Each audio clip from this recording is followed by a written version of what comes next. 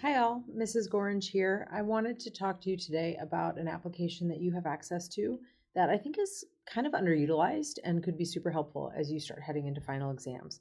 The application is called NotebookLM. You can see I'm using my MacBook right now, but there's an app for this, and so you can use your browser on your iPad and go in via Chrome or Safari, but you can also download the app.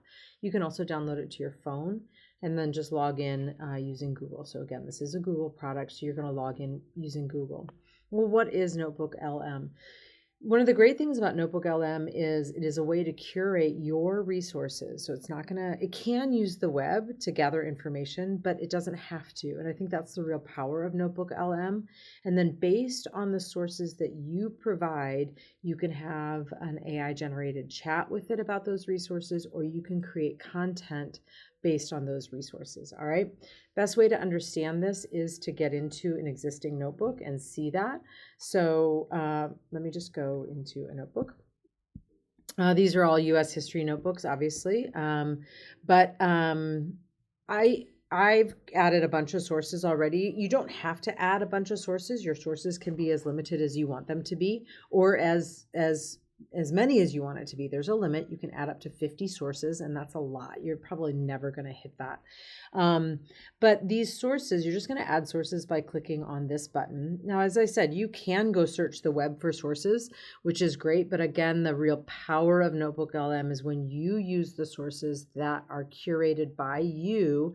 And this should be largely based on the resources that you're using in class. So they are resources you might have stored in your drive, assignments that you've finished throughout a unit, or a slideshow that your teacher used to deliver notes in class, or maybe it's a YouTube video that you watched. You can see over here on my source list in the background, there's a Google Doc, there's a YouTube video, another Google Doc, a Google slideshow, a PDF.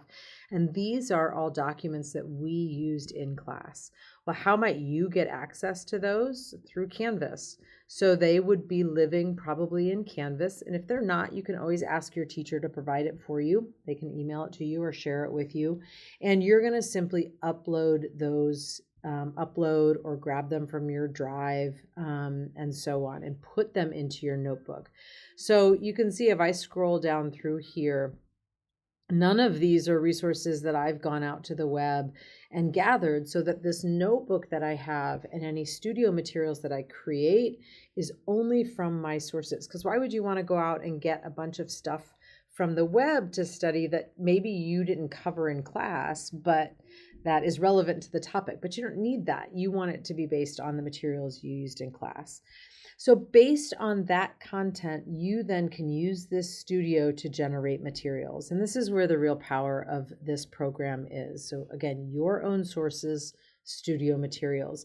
You can create a podcast. That's what this audio overview is it's a podcast. On this studio pane, anytime you see this little arrow, that means that you can click on that and give some parameters around that, what it's going to create. For example, I find with these podcasts, the default is pretty long. It's usually anywhere between 10 and 14 minutes. Well, that might be too long. I tend to go short, and then it's between sort of 3 to 5 minutes, and that's about the right length that you want it to be. I'll play one here real quick so you can see what it's like.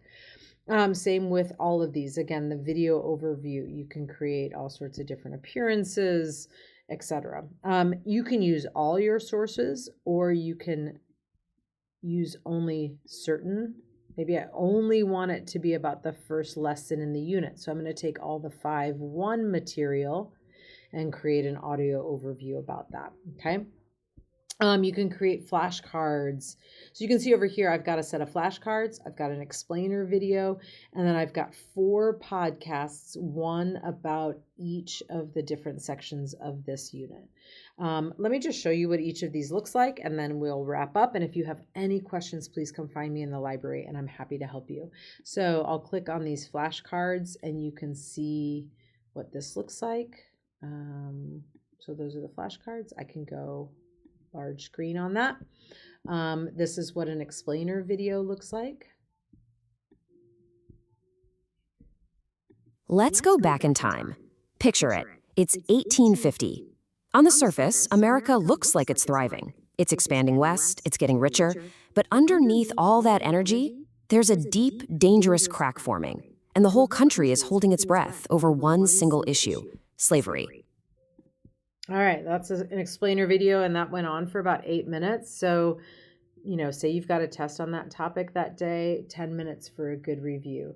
Let me just show you what a podcast From the sounds biggest like. party, the Democrats, splitting right down the middle, didn't it? Exactly. The Democratic Party, the dominant force for years, fractured completely into northern and southern wings. So this It is was the all about election of slavery, 1960, specifically in the Western 1860, territories. the Okay, so election let's in break which down Abraham who was Lincoln- who and I won't talk over it. That's going to be too much sound. The election of Abraham Lincoln and the fracture of the Democratic Party and things like that. Okay. So that's it. That's NotebookLM. And like I said, you can put this on your iPad. You can put this on your phone. So for example, that podcast, that would be awesome to listen to on your phone. Maybe you can even, airplay it in your car as you're commuting into school one morning or something like that. Okay. So that's NotebookLM. Great resource. You have complete access to it. Just log in with Google and start creating. And if you have any questions, let me know.